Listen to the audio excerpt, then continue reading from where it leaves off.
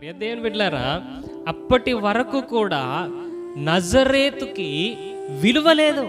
అప్పటి వరకు కూడా నజరేతు స్వల్ప గ్రామంగా పిలువబడ్డది.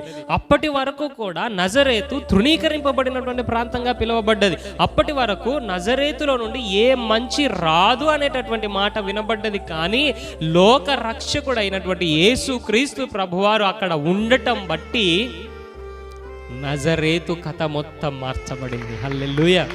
ఈ దినం ఈ సందేశాన్ని వింటున్నటువంటి నీవు కూడా నీ జీవితంలో ఇప్పటి వరకు కూడా ప్రజలందరూ కూడా నేను వేస్ట్ గాడని అంటున్నారేమో, ఇప్పటి వరకు ప్రజలందరూ నిన్ను తృణీకరిస్తున్నారేమో, ఇప్పటి వరకు ప్రజలందరూ ఏ టాలెంట్ లేదు నీకు అని అంటున్నారేమో, ఇప్పటి వరకు ప్రజల చేత నువ్వు విమర్శింపబడి తృణీకరింపబడి హీనమైనటువంటి దీనమైనటువంటి స్థితిలో నువ్వు ఉన్నావేమో.